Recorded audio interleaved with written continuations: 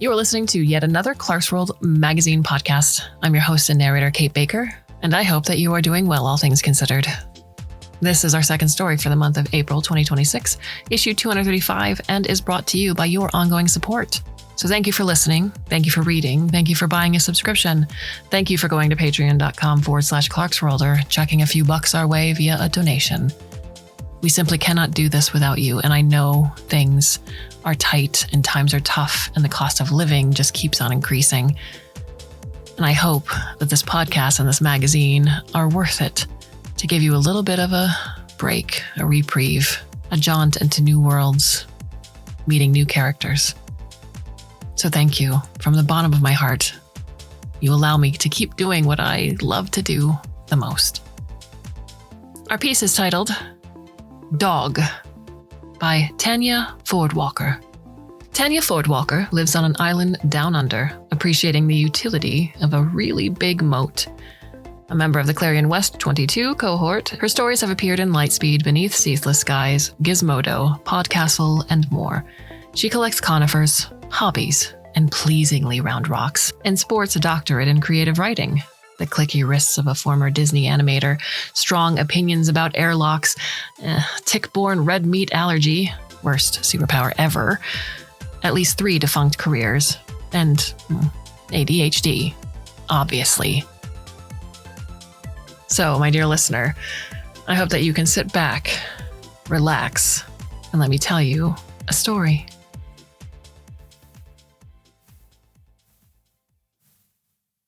When Dog hears the scream and streaks ahead down the leaf-strewn road through the fall-bright birch and beech and maple, I remember what my sister Taylor used to say. There are no bad dogs, only bad owners. I shouldn't have had him chained. Complacency kills. So does Dog. I catch the shout before it leaves my throat. Loud is a mistake. Besides, whoever's screaming is making enough noise for us both. Shockingly swift despite his missing hind leg, elastic as a greyhound beneath his paint-streaked carapace. Dog pelts around a bend in the road ahead and is swallowed by the trees. I swing my leg over the bicycle and pedal hard in pursuit, breaking the cardinal rule of this quiet new world. When you hear a scream, run the other way.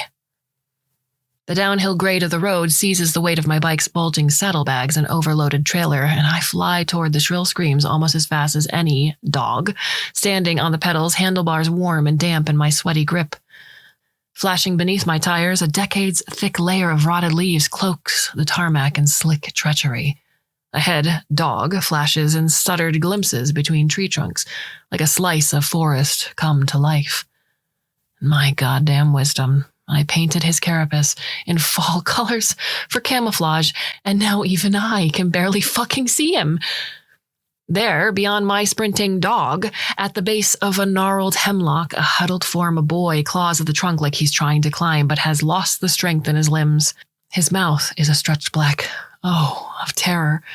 He's unarmed. Even so, Dog arrows toward him. For a frantic moment, I'm certain the worst has finally happened. Dog has reverted to his original programming. But a flash of bauble bright color drags my eye further down the road ahead, reminding me that there are other worst things.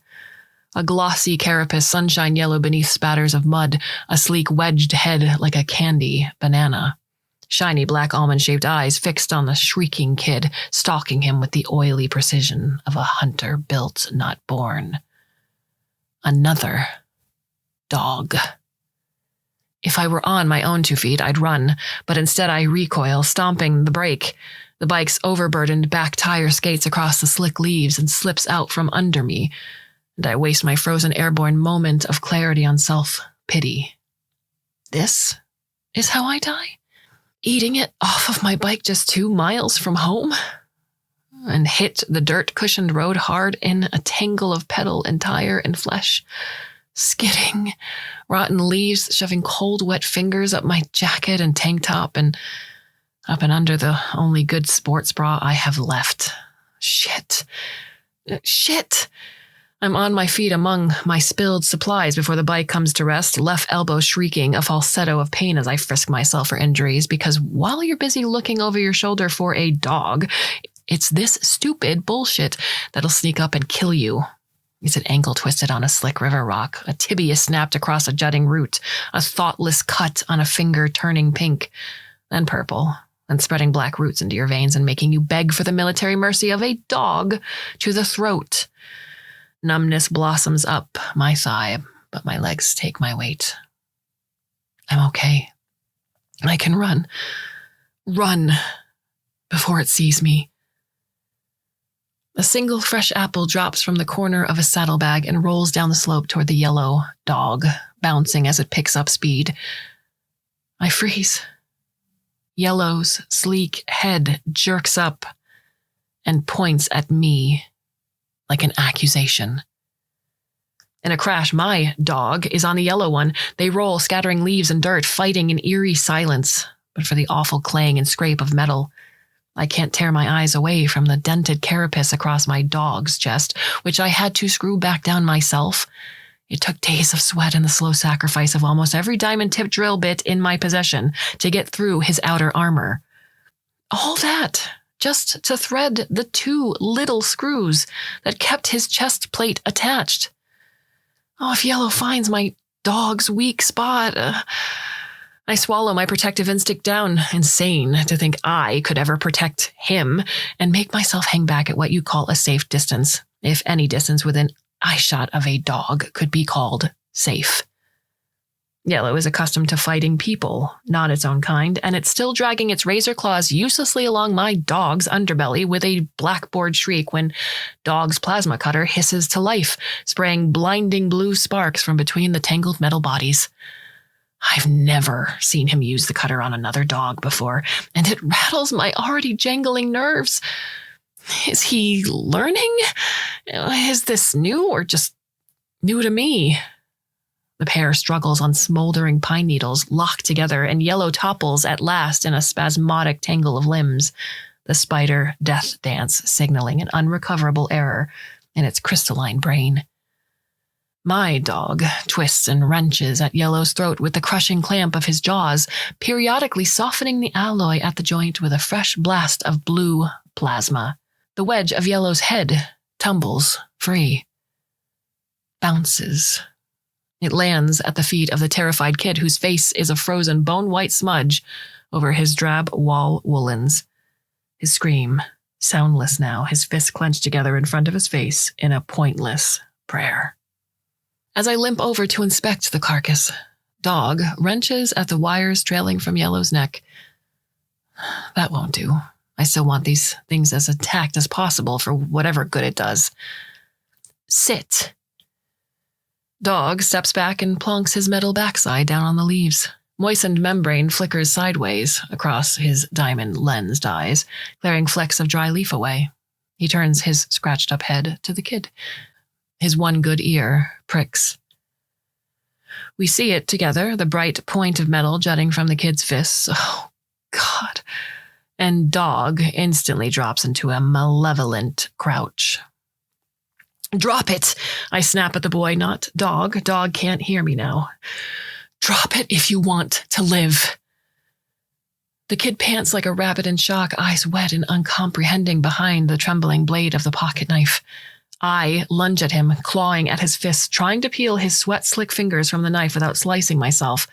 It's a Swiss Army knife, for shit's sake, a toy. But it's enough to trigger Dog's defense algorithm. I only have seconds. The crisp of dry leaves behind me betrays Dog's slow, lopsided tread. Beside me now. I slap the kid so hard the back of his head bounces off the trunk. The knife falls to the carpet of pine needles, and I claw great scoops of leaves and dirt over it, burying it, hiding it from... Something touches my scraped-up thigh, cold through the too-thin material of my worn fatigues. I whirl. Dog tilts his head quizzically, then noses a pine cone against my knee. Sitting back on his haunches, he stomps his sleek black anodized paws rapidly in the leaves like a kneading cat, inviting me to play. Breathing out slowly, I remind myself there's no point strangling the kid we just saved. A child cannot be blamed for not understanding a stupid algorithm programmed by stupid men long since dead, any more than a dog can be blamed for acting on it. That's all Dog was doing. You can't teach old dogs new tricks. God knows I've tried, and dogs aren't creative when it comes to killing, not in the way we are.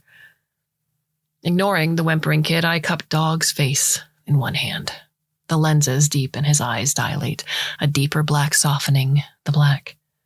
Something deep in me softens in answer. Taylor, who loved flesh and blood dogs as much as she loved, ironically, repurposing Mom's slang, would have called Dog friend-shaped. Funny, the way our species spent several millennia coaxing wolves into friends only to turn around and make newer, better wolves. Travel-sized, armor-plated, significantly deadlier. And yet that same fundamental shape. Enemy. Friend. Enemy. I examine the joints of Dog's 3 remaining legs, check that the water intake at the end of his muzzle is clear, and run my hands over the flexible cobalt chromium alloy of his carapace. Fresh scratches score his brindled DIY paint job, revealing glimpses of his original color, candy apple red. Otherwise, he's unharmed. Good boy, I murmur. Good job. Whey-faced, the kid clambers to his feet, bends double, and heaves up a string of drool. Adrenaline leaches out of me into the cold ground. Oh, you goddamn idiot! Why are you outside the wall? He's staring at the dog, heeled calmly by my side. Eyes wild, the kid takes a shaky step back. But I'm faster, and his wrist bones are shockingly delicate under my grip. Listen, I say, and that's as far as I get before he crumples to the pine needles at my feet. Great. All this, and now I'm supposed to, what? Carry the little bastard? That, at least, won't be hard. He's half-starved. It's easier to look directly at him now that he's not looking back, and I lean in to examine his slack face and immediately wish I hadn't. He's about the same age Ollie was back then. 13, maybe 14. Got that stringy, underdeveloped look kids have nowadays. Well, not that I've run across many lately. Dark curls tease around the torn edges of his knitted hood, and that reminds me of Ollie, too. And the pain hasn't blunted itself in 20 years. I should leave him here. His injuries are superficial, scratches, bruises, shock, maybe. And his head hit that tree pretty hard, and maybe that was because of me, but he is not my responsibility. He'll probably make it back to Wall just fine. There aren't as many dogs in the woods as there used to be. There aren't none either. A rumble of thunder rolls overhead, slow and deliberate. God damn it. If I drag this little shit to my skiff and row him to Wall, I'll be rowing back home against the current. It'll add at least 2 hours to my trip, all of it with Dog in tow. And what if they catch me? A kid blabbing, hey, guess what? The crazy lady on the island upriver is hiding. It's one thing. Who's going to believe him? But Wall catching me with an actual dog in my boat is another. What choice do I have, though? I'm not taking him home, and I guess I can't leave him here.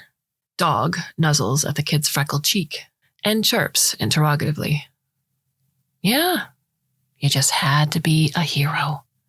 Hastily repacking my supplies frees up enough room to fold the unconscious boy into the trailer.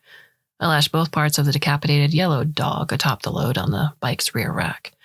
By the time I reach the river and haul the branches off of my skiff, fat drops of rain are splatting off my head and beating on Dog's carapace. And by the time I'm done overloading the boat, carefully Tetrising boy and dog and supplies to distribute the extra weight, it's raining so hard that breathing feels like drowning. My raincoat is crushed deep in the bottom of my pack. Well, too late now, anyway. Chill water gathers in my scrunched eyebrows and drips off the end of my nose. Overloaded, the skiff rides unsettlingly low in the turbulent river. Forget getting caught. I don't think I can make it to Wall without getting sunk. Defeated, I haul on an oar, jerking the skiff's prow homeward.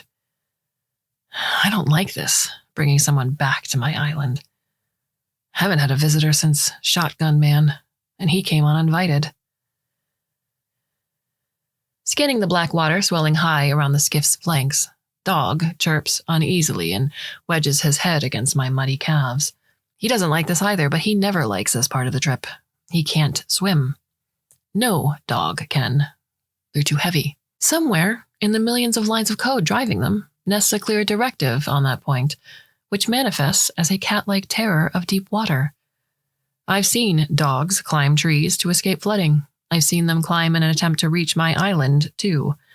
After I fired my hard-won shotgun for the first and only time, 3 of them arrived within the hour, drawn by the sound, slipping like moonlight through the trees.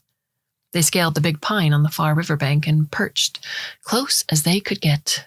1 lime green, 1 sky blue, 1 shiny gold, shining among the boughs like baubles on a Christmas tree. I'd hidden the gun long before they'd arrived, but these were real dogs, not as easily placated as mine. They kept vigil as I buried Shotgun Man, tracking me with bright black intent. My penance haunting the edge of the river for weeks, and my nightmares far longer. Home is a set of 4 log cabins stilted up on the shore of a pine-studded island where the river broadens ahead of Moosehead Lake. I use all 4 cabins, 1 a home, 1 for storage, 1 a workshop, and the ramshackle one on the end to cannibalize for materials to keep the other 3 in good repair. The Canadian border isn't far north of here, not that borders mean anything now. More relevant is the fact that I'm only a mile upstream from Wall. They know I'm here, and they leave me be. I prefer to keep it that way. In my workshop, I push aside my soldering iron and lay the boy out under a ratty blanket on the workbench. Bringing him here is not ideal, but it beats the alternative. I don't want him in my house. That feels much too close. And the storehouse? No. The few times I've had to trade with Wall, I've always underplayed my hand. Best they don't find out that one of my cabins is well stocked with birch syrup, sugar, maple seeds ready to soak and roast, potatoes to be planted in the spring, dried mushrooms and beech nuts to grind into something almost like coffee. The white pines on this island provide cones and seeds for stewing, xylem for filtering water, pitch for treating wounds and waterproofing gear, soft inner bark for drying and grinding into flour, and needles to boil into a herbal tea with a higher vitamin C content than oranges, which pairs nicely with the fat salmon and trout I pull from the river. My chickens provide me meat and eggs, too. It's enough for me, but it's not enough to feed a village. Of course, the workshop isn't exactly the best place to bring a stranger, either. I glance at the curtained-off section up the end, making sure that the curtain is pulled tight, no gaps. Forget my stores if Wall ever finds out what I'm keeping in there. I've got to get this kid out of here. But first, I've got to change because I don't like this persistent scratch in my throat. Clammy and shivering, I retreat to the bathroom to peel off my mud-caked fatigues. Out in the workshop, something thumps. When I rush back, hauling a knitted sweater over my head, the boy is crouched on the floor, stroking Dog. My heart sinks. Don't touch him. He's tame.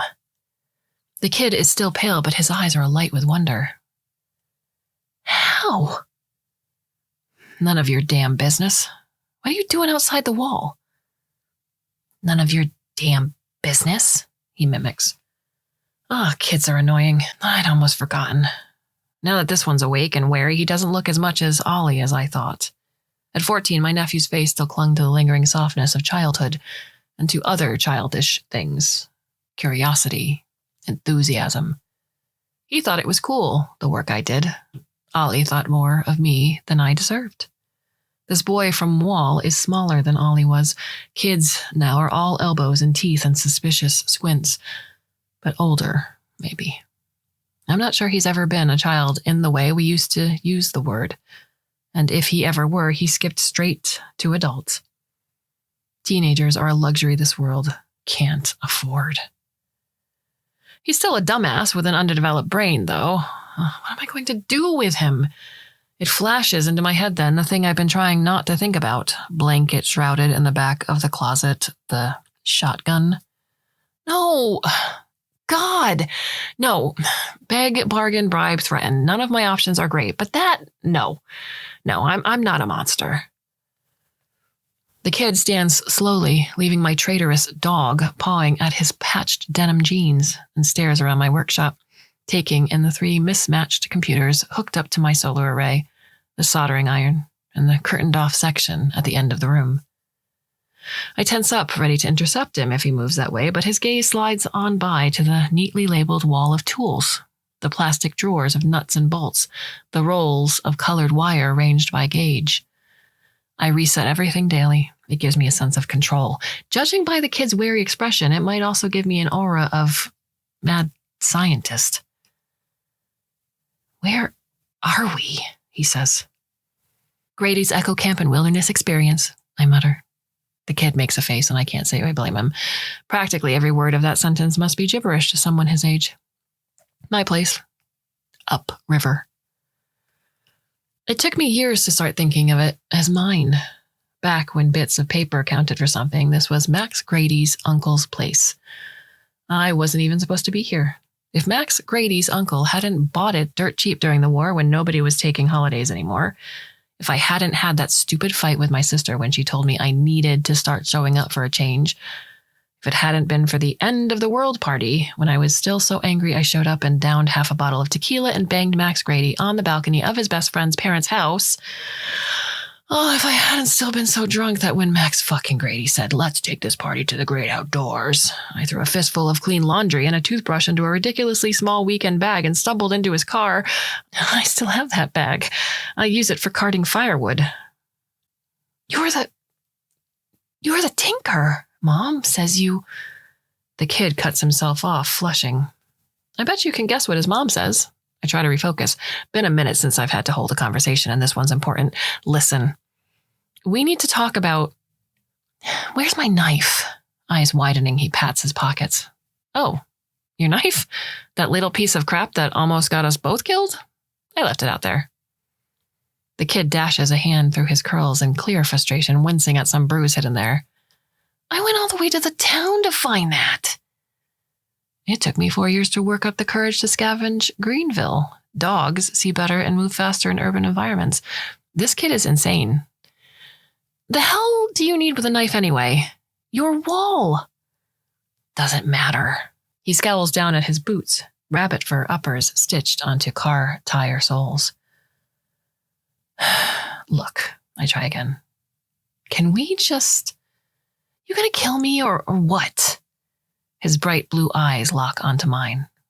No, Jesus. I can't keep up with this kid. I just saved you. Maybe you're keeping me fresh, he says darkly. It sinks in. That's what they think I do here? I compress my lips against the laugh building in my chest. Does this look like a gingerbread house to you?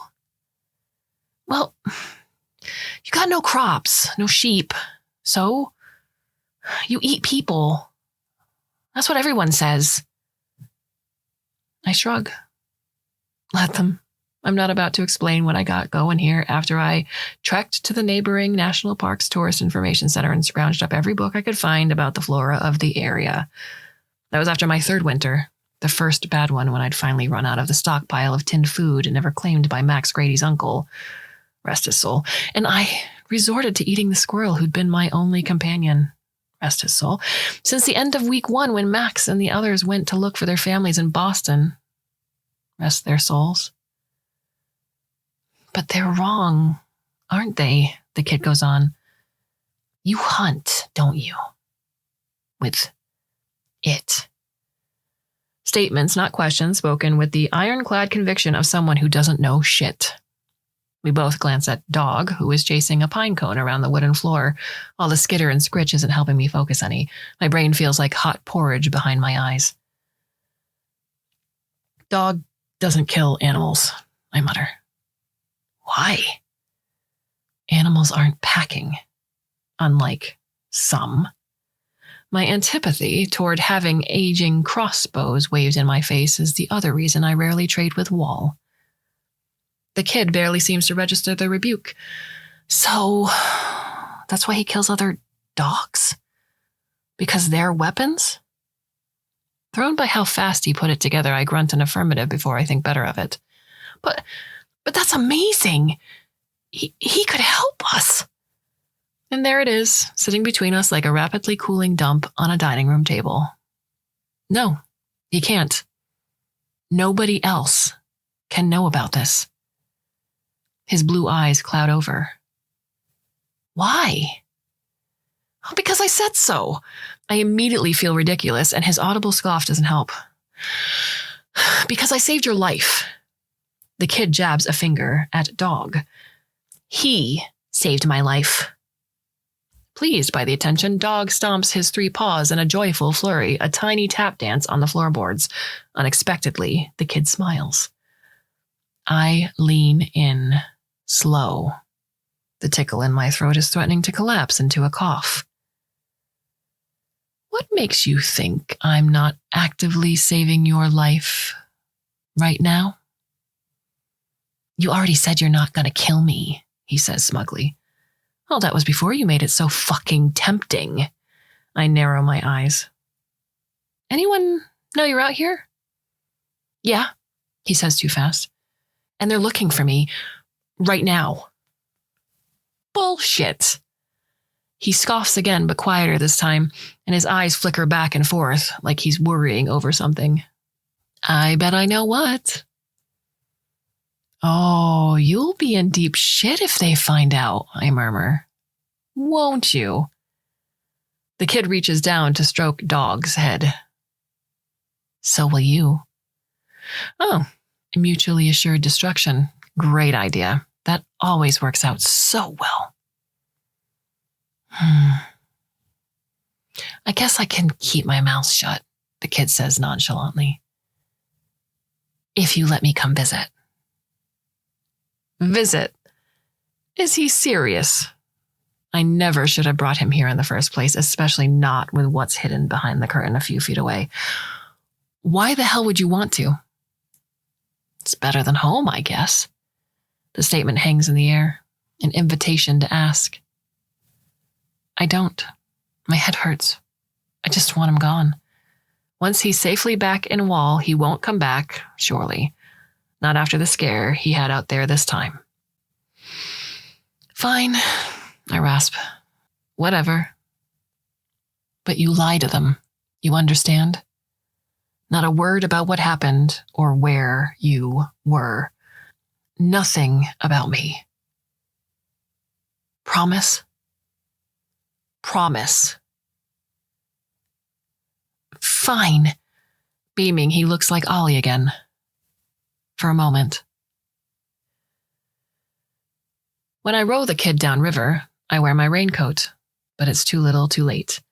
The next morning, I wake up burning and shivering with a throat full of razors. The day after that, I only stumble upright once to reach the bedpan. I want tea, but the fire is out. Promising myself I'll light the fire later, I burrow back under the covers beside Dog's comforting weight. Later I'll go back to Boston. I will. Taylor's last call scared me. The screams of all those drones drowning out her voice. Ollie grabbed the phone from her shaky hands and tried to film what they were seeing off the balcony of their 6th-floor apartment. Don't worry, Auntie Bill. No explosions, see? Maybe they're dropping supplies. The picture glitched. Ollie's laugh fragmented into a digital shudder. Look! It's raining candy. The call froze then as the network went down under the load. Froze and held long enough to draw my eye to something clinging to the side of a building, far beyond Ollie's shoulder, frozen in a blur of motion, purple as a grape lollipop. When the power went down, too, Max and the others and I huddled together roasting marshmallows in his uncle's retirement plan, picking over what had happened. The others kept looking at me. They knew what I'd been working on. I mean, what I'd glimpsed on Taylor's call wasn't the work of our side, obviously, but we'd engineered our own dogs to handle exactly that kind of deployment. So it was safe to assume the other side had too. In the end, we only agreed on one thing. Whatever had happened out there, it wasn't nukes. Those had been the week before. Who knew who'd launched first? Every nation had a finger hovering so close over the button, you'd probably need a slow-motion replay to pick a winner. I'm sure we would have found out eventually, but things got worse. And then there were no historians left to decide who did what to whom. The nukes didn't end it, anyway. SATSIS and various national point defense networks in orbit saw to that, shooting most of those birds from the sky at the apex of their parabolic arcs, in history's last and least festive fireworks display. You'd think the near miss would have sent us scurrying for the shelter, a ceasefire. And sure, there were peace talks, or talk of peace talks. That's what the end of the world party was about. Our giddy certainty that peering over the edge of annihilation had finally scared us straight. That's how the movies always ended, right? We realize what's important and save ourselves. Cue multicultural cheering montage.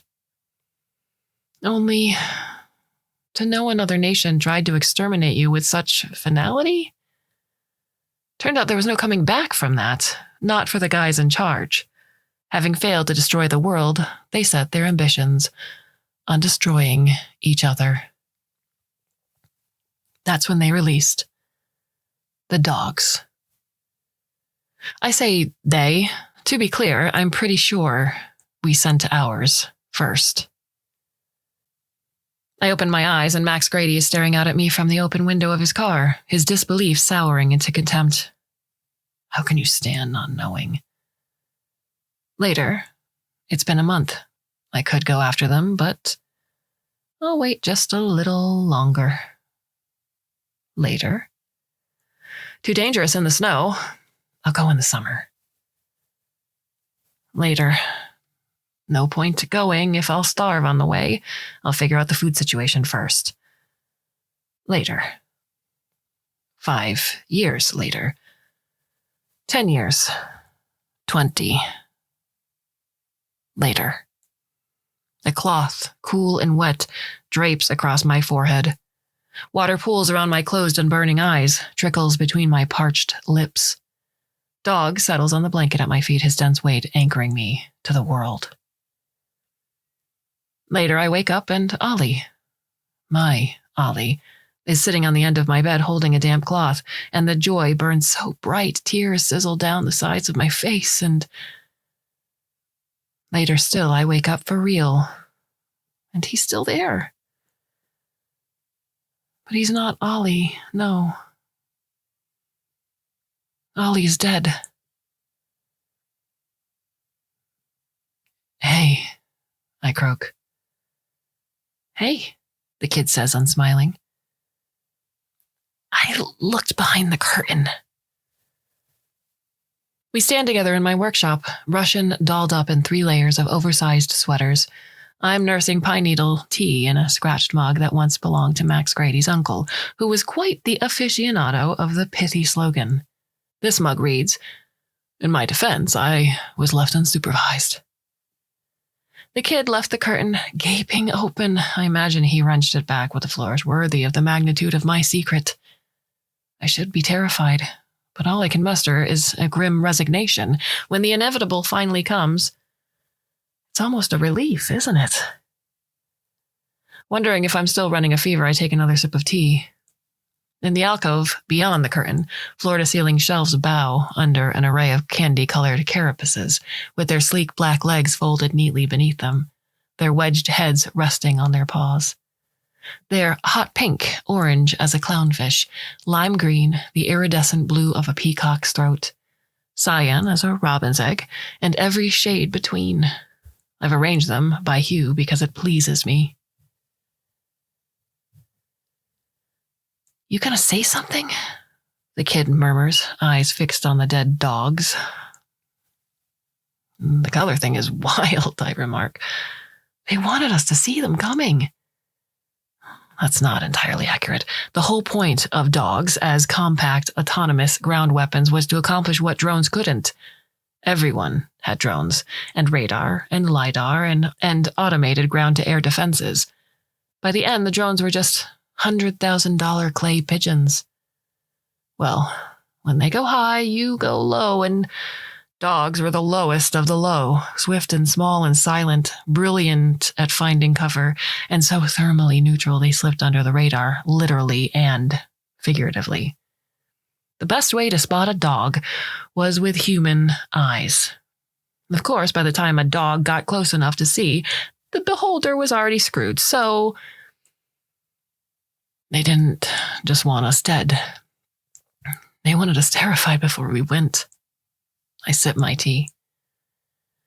Beats the shit out of camo, right? The kid quivers in horror or maybe fascination. Do you make dogs? Right. In my state-of-the-art log cabin, I lose my laugh to a coughing fit. He's not entirely wrong, though. I did, a long time ago. The words MIT and internship won't mean anything to him. I was learning to make them. We were all working on weapons in the end. Why? Great question, kid. Great fucking question. Back then, I would have said the salary, the funding, the secure job market. There wasn't a cyberneticist alive then who hadn't been turned to the war. Every resource, every dollar, every mind. The war took everything. And then the war took everything. Understandably, the kid opens his mouth to ask a follow-up question. It was one of the oldest professions, I simplify. Even older than, the other one. Ever since a human first picked up a big stick, we've been asking, how can I swing my stick harder than the enemy's? How can I throw my rock further, make it hurt more, kill faster? All history is just guys hitting each other with bigger and bigger sticks. At my feet, Dog bats a pine cone across the floorboards. My sister trained dogs for a living, the flesh and blood kind. Actually, she corrects me from some pocket in my memory. I trained the owners. The dog is only as good as its owner. She was poor as shit. She was happy. God, I hope she was happy. So, you didn't make them? The ones out there? The boy waves at the window, encompassing his whole world. No, the ones I helped make are far away in another country killing someone else. Kneeling, he runs a hand over the parabolic curve of Dog's intact ear. Then how'd you get him? Him, not it. There it is again, that part of our brain that Dog somehow domesticated. That part that looks at something wolf-shaped and sees, friend. Oh. I can't make this kid unknow my secret, but I can give him a good reason to keep it. What could be more natural than a boy befriending a dog, or a killer robot for that matter? There were whole movies about that. I found him, I say slowly. I've barely talked to another person in years, let alone persuaded one. He was pinned under a boulder, hurt and alone. I'd been picking my way across a landslide that buried that section of road when I just about stepped on him. I'd thought back then. Fire engine red, danger wedged deep between two rocks at just the wrong angle to spot. I thought it was dead. Until it looked at me. I ran, obviously. God, I practically jetted out of there on a steam of hot piss. Never would have come back that way either if it hadn't been the easiest route to the apple orchard. I figured the dog would either cut itself free in the end or die trying. It took me a month to work up the nerve to go back, only to find it was still there, still trapped, still broken. If it were capable of freeing itself, it would have done so. I got my apples and went home, but after that, it kept me awake at night, more awake than usual. The memory of how quietly that dog had watched me. The thought of him lying alone in the dark, his deep black eyes turned to the wheeling stars. I left him there, I murmur. For a long time. But you know that scene in the old movies where someone slowly tames an animal by sitting and waiting for the animal to come to them? It was like that, only I guess I was the animal. The kid looks blank. I could tell he didn't want to hurt me, I explain. He wasn't like the others, not anymore. But why? Well, that's the billion-dollar question, isn't it? The more immediate question is, how do I explain programming to someone wearing rabbit-skin shoes? The damage he took reset him to factory default. Another blank stare. I try again. The boulder hit him so hard it knocked the badness out of him. My uncle got hit in the head by a branch one time, and it didn't make him any nicer. Yeah, well, all dogs were nice to begin with. Before the war, they weren't killing machines. Back then, they were programmed, trained, to guard property or work as part of a squad. Police, military, made to protect, not attack. Dogs, like that, would only respond if someone who wasn't on their personnel whitelist, a stranger, came at them armed. Nothing like the dogs out there now. They kill indiscriminately. They were made to fight a war of attrition. The thing is, nobody went and built whole new dogs for that. They just took the old ones and retrained them. Poorly, I don't add, in haste and spite, vibe coding the end of the world. Also, the old kind of dog, the protector, is still in there underneath. I touch my heart, though not out of sentimentality. It's where a dog's primary processor is housed. This dog isn't like the others. He killed that other dog. He neutralized the threat. Then he stopped. This fierce compulsion to defend my pet murder machine takes me by surprise. Would a normal dog have stopped? The kid tips his head, allowing the point. When it comes to weapons, his attack response, it's like... I trail off, lost in thought. I still don't fully understand the nature of my dog's damage, but experience allows me to make some safe assumptions. Yes, the sight of a weapon incites him to violence, but hiding that weapon drops him out of it just as instantaneously. Well, it's like he lost his object permanence. That's the difference. He knows how to stop. The kid's attention is wandering, his gaze flicking hungrily over the shelves in their candy-colored array of dogs. Can you make these ones good too? I'm trying, I say flatly. The damn things are programmed in Cyrillic. He accepts this without question, probably accustomed to adults coming out with incomprehensible nonsense, and waves at the shelf. Well, are you going to give dog a new leg then? You've got heaps. The problem is that they're all attached, and the armor on a dog is just about indestructible, at least with the tools I can get my hands on. Or with hands, for that matter. Dogs were built by machines with strength and dexterity and tools and materials so far beyond human capabilities they might as well be magic. But they can be broken, the kid insists. He touches dog's chest plate, tracing his fingers along the visible scores in the armor. Sure, by half a fucking mountain. That rock slide cracked him open like a macadamia nut. Nature and entropy will get the rest of them, too. Well, eventually. Fires, floods. Give it a century or so, and the problem will take care of itself. The kid stares at me like I've just said, sure, you've got 8 leopards on your ass, but at least it's not 10. Look, kid, I'm doing my best. But in real life, there's no fucking secret exhaust port waiting for the rebels. You can't just shoot a bullet up its ass and call it a day, you know? You wouldn't believe how many drill bits I burned through just to fix this. I tap dog's chest plate, which rattles faintly against the 2 screws holding it in place. Kinda flimsy, he says critically. Turns out I still have some professional pride and it can be bruised. That's on purpose.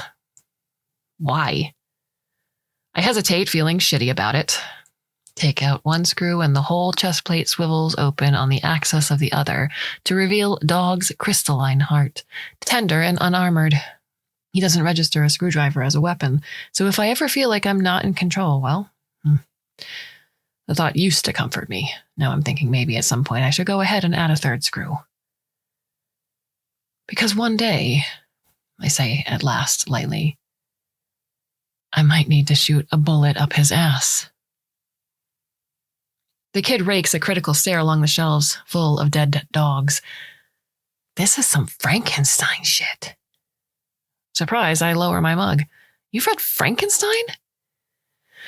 We're not idiots. I know you think we are, but we're not. We have a school, you know. Okay. Jesus. Sorry. Wait, I can use this. So, you get it then? Get what? Why you can't tell anyone about him. He goes uncharacteristically silent, chewing his lip. They'd understand, he says at last, but the grating certainty is gone. If we explain. No. But no. He scoffs. Why not? You've read Frankenstein, I say. You know what people do to the monster. A week later, the kid comes back again. This time, his left eye is surrounded by a swollen mass of purple and yellow. He scowls at me as though daring me to comment. As I make tea for us both, I consider taking the dare. It wouldn't just be a comment, though. It would be a conversation. I would be getting involved. For so long, I've been in a holding pattern, the endless tinkering on the dogs, the stalled progress. Everything started and nothing finished. Everything later and nothing now. But this boy is here. Now. Here again, and 3 times is a pattern. He's going to keep coming. I can't put this off any longer. What's your name? Kane. A smile tugs at the corner of his mouth. What's yours? Billy. That's a boy's name. Oh, Jesus Christ. End of the world's come and gone, but the patriarchy endures like a cockroach.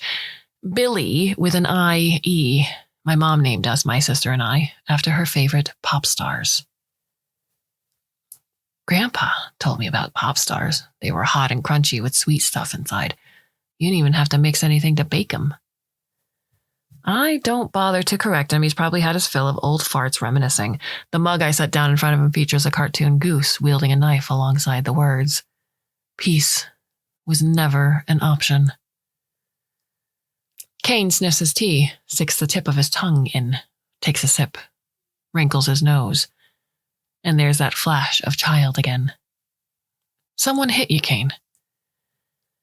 I keep my eyes fixed on Dog stretched out below the window, recharging in a sunbeam. He glares at me through the steam curling off his mug. You don't care. Nobody does. Try me. A sullen shrug. It's this kid, Elijah. He hates me, says I'm mouthy. Imagine that. And he's huge. Bad combo. I warm my hands on my own mug, which reads, I'm only here till I win the lottery. You told your parents? Yeah, I told my parents, he mutters. Dad said I should never start a fight, but I should always finish one. If Elijah hits me, I gotta hit harder, so I hit him back, and guess what? He hits me again, even harder. So what am I supposed to do now? Kane folds his arms, thunderous. If you hadn't stolen my knife, that's what the knife was for? I suppress the laugh. To shank another kid? Well, what do you want me to do? Just take it? Dad says I should man up and solve my own problems. By bringing a knife to a fist fight. I just wanted to scare him, Kane says hotly. In a sunbeam under the window, Dog raises his head and chirps. with a Swiss Army knife. That thing wouldn't spook a squirrel. Whatever. Kane probes at his split lip with the tip of his tongue, his dark lashes lowered as he regards Dog, who picks himself up and trots over to lay his chin on the kid's knee. Kane murmurs, I'm just gonna go find it, aren't I, boy? Addressing Dog, I say, going out there alone worked out so well for him last time, hey, boy? For a moment, Kane looks like he might cry. My exasperation crumbles into pity. There's a can of Coke stashed under the floorboards of my storehouse. I've been saving it for a special occasion, but I never really liked Coke anyway. I plunk my half-drunk tea on the workbench and get up. I know what'd really scare him, Kane mumbles. I'm still thinking wistfully about the Coke. I could borrow Dog, Kane says in a rush. Just for an hour. I jolt around to glare at him so fast my elbow sends the mug hurtling to the floor where it shatters in a spray of tea and ceramic. Crouching, I gather my composure along with the shards. That would be fucking stupid now, wouldn't it? But find another way. It's so easy for you. You've got him. You don't know what it's like to be scared. I scoff. I've been alone on this island for 20 years, asshole. Yeah, with Dog. I didn't always have... And a gun. I never told Kane about the shotgun. Broken ceramic bites into the palm of my hand. How do you know about that? When you were sick, he mutters. I was looking for medicine. I checked the closet and there was something in there covered in a blanket. The blanket fools Dog's algorithm, I say tonelessly because I'm about to puke up my heart, I swear to God. For an instant, I hate Kane for this, for getting under my skin so fast and planting the seed of fear, this old familiar fucking fear, creeping back in, taking root, ready to blossom into an inescapable dread. It keeps growing inside me right up until the day it inevitably proves itself founded. The day the worst happens, and it withers to pain, and I have to live with it. Fucking live with the dry, dead roots of it tangled in my ribs. I can't stand it. Not again. And it will happen again because people are fragile. People die. When I find my voice again, it's a scream. Christ, Kane! What the fuck were you thinking? He flinches. Was Dog there when... I'm not stupid. We're still here, right? You're still here? He jabs a finger at me.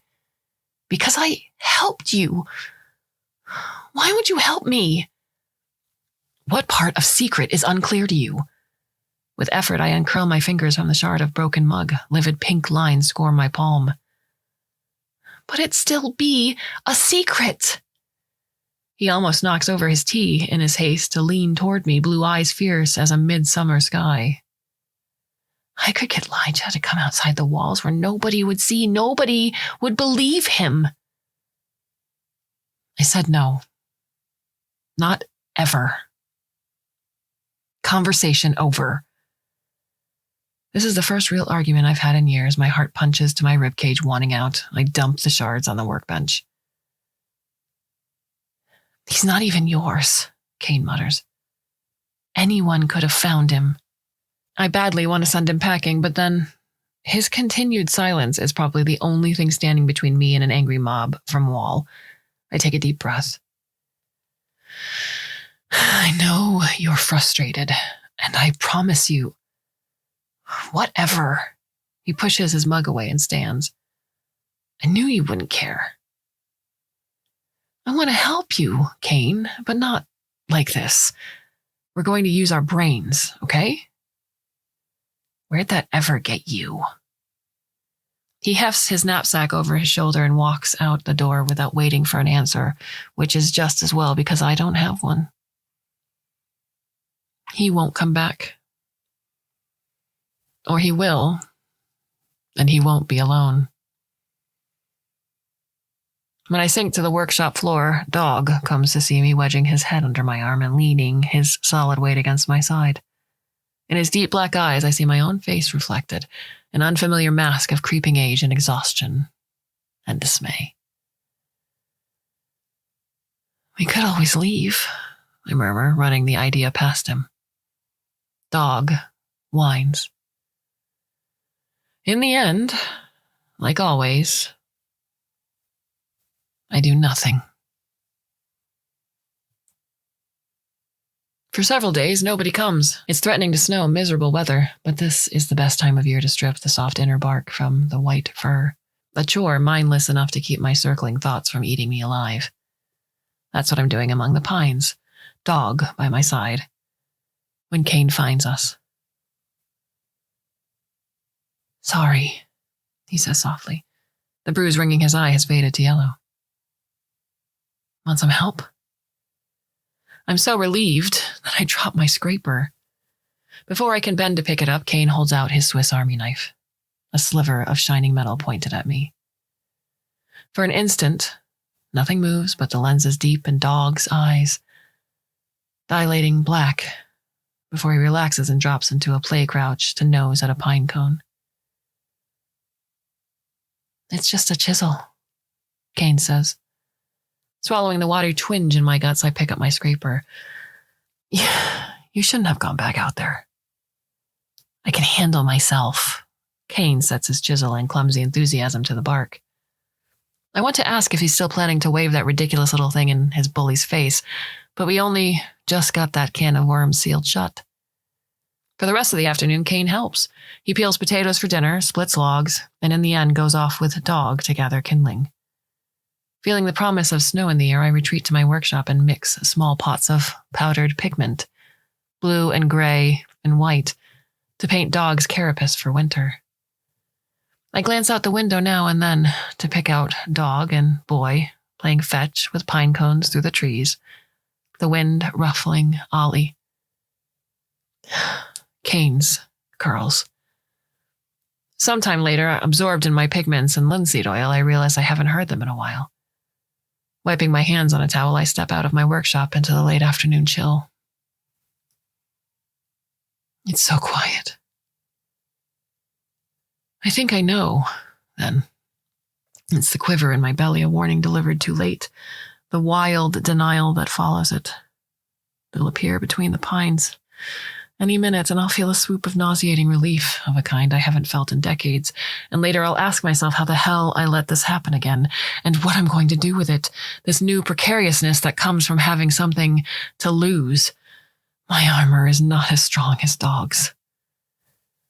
I hurry around the boundary of the cabins, not quite running yet, calling Dog, calling Kane, each shout a plea edged in thinly cloaked terror. Nothing. Just the silence of solitude. The boats. Now I run. Kane's boat is gone. Of course, it's gone. But mine is still tied up on the shore. A flutter of tan on the beach seat catches my eye. A scrap of canvas from the workshop weighed down with a rock marked in hasty charcoal scrawl. Borrowed Dog. Back soon. Sorry. Horror roots me to the muddy sand. How much of a head start does he have? 40 minutes, an hour?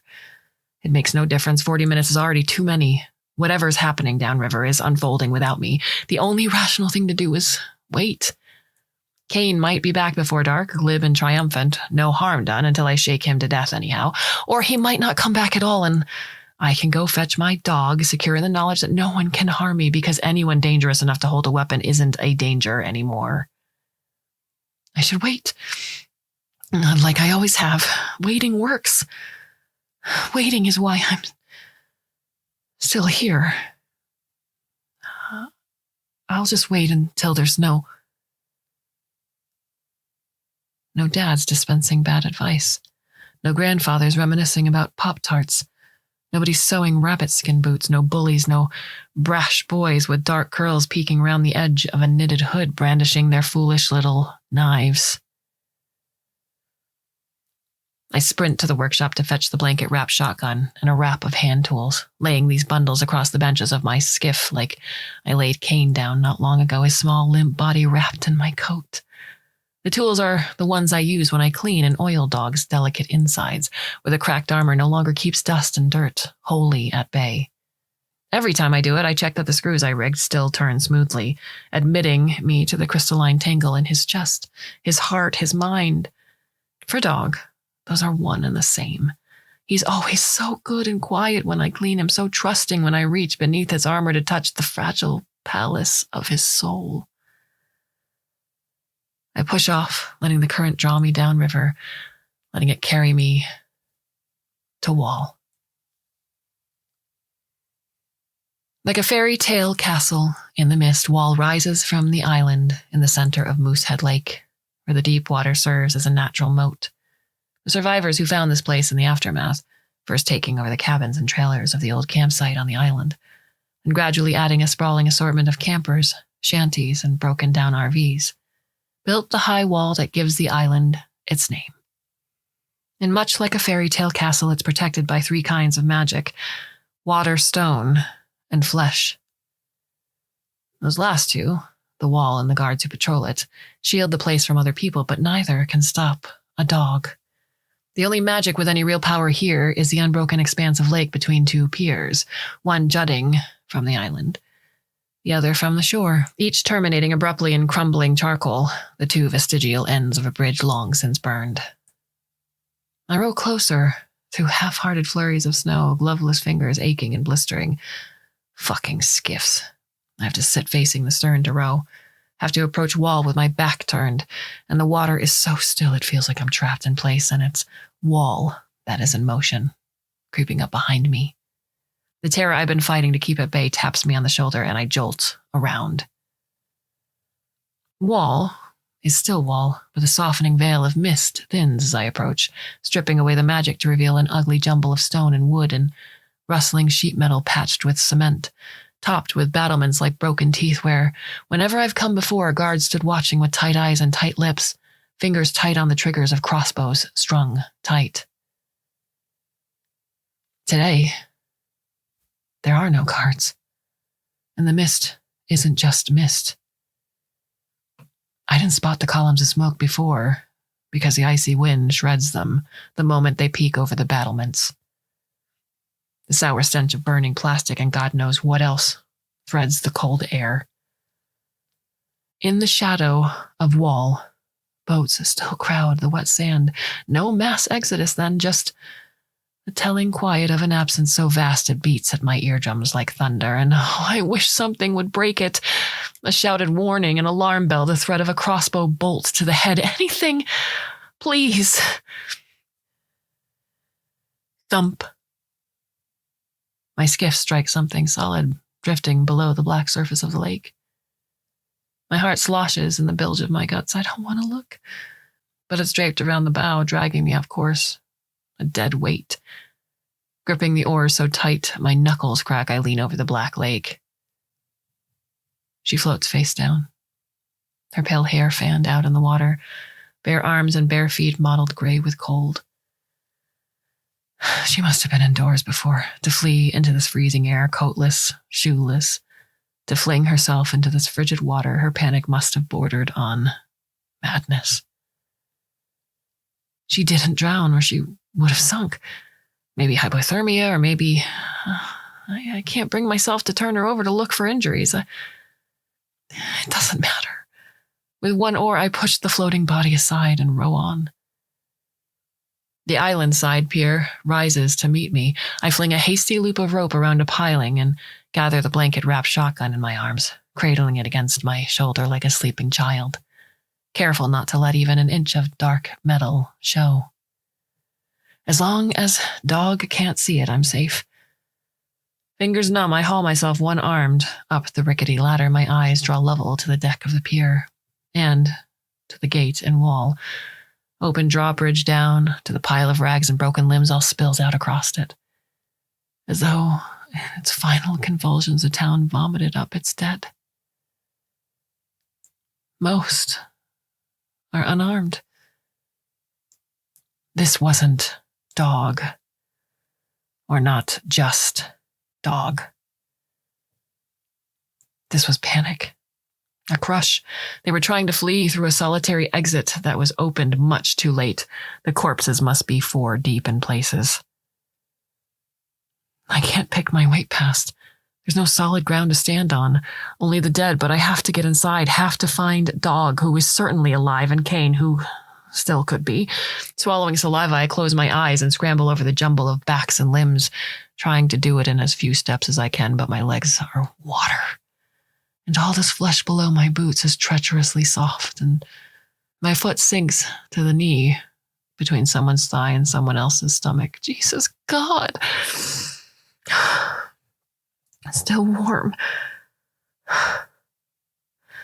My throat clenches around a scream, and I claw free and crawl across the rest of them until all at once I'm clear, sprawling forward to land atop the blanketed shotgun, the wet, packed earth gritting under my fingernails.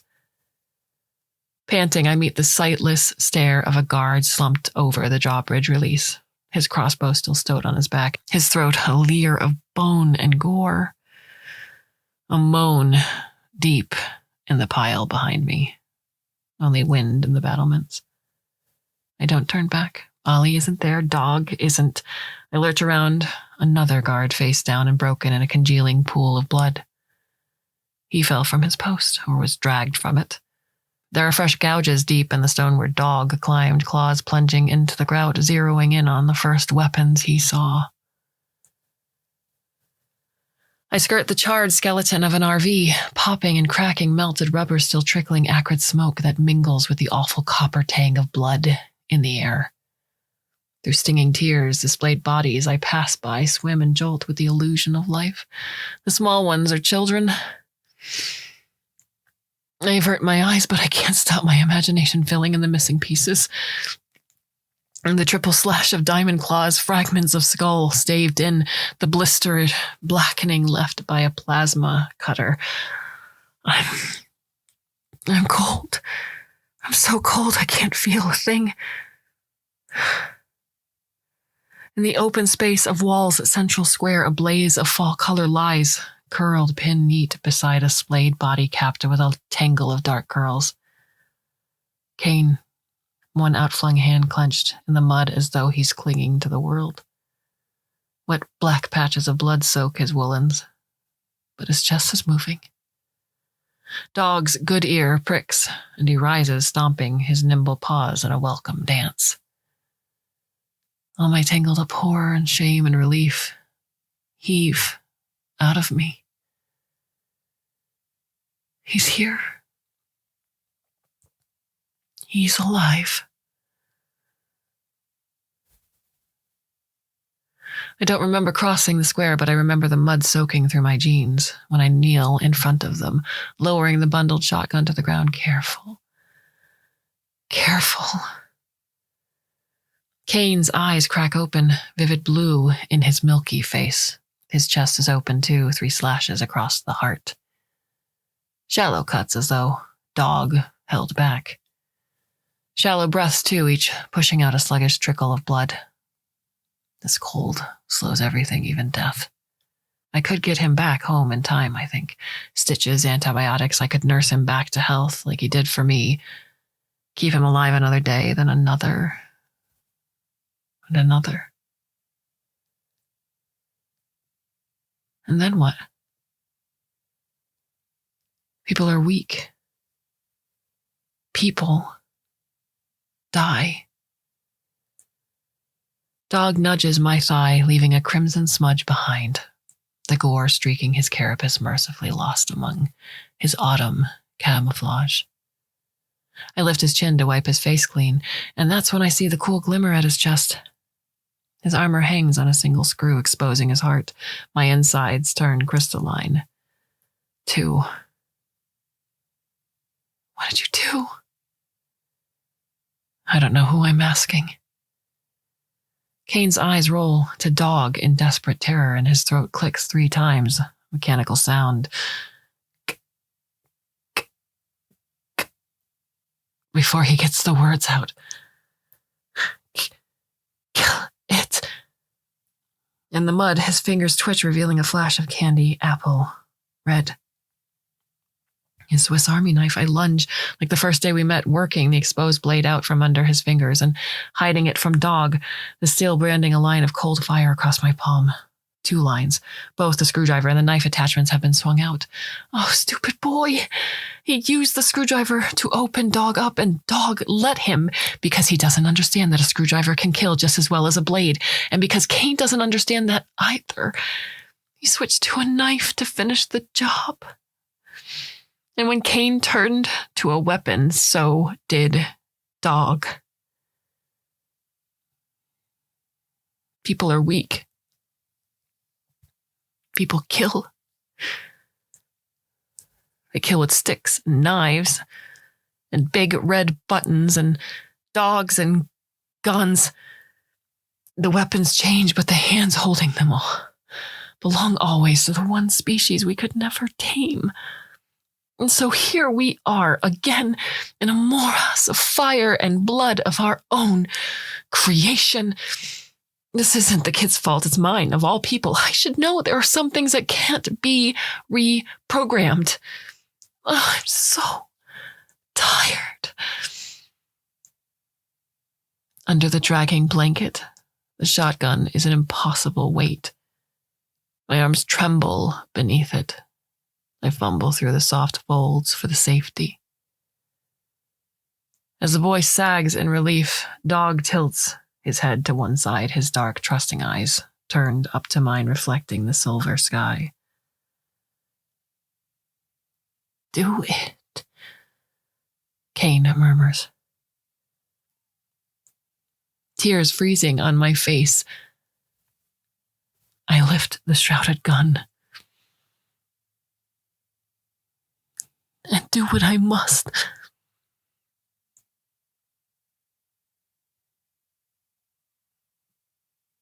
That night, I lie swaddled in blankets and the warmth of the hearth, inured from the vast emptiness outside.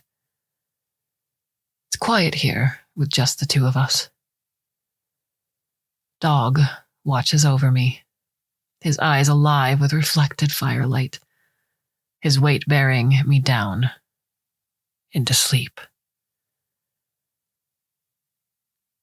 I drift away without a care in the world.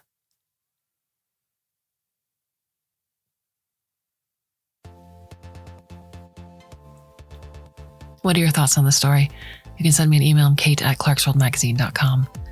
We have a bunch more stories left for you for the month of April, and I do hope you'll come back and listen should you so choose. Until then, my dear listener, I bid you a very, very, very fond and hopefully very temporary farewell.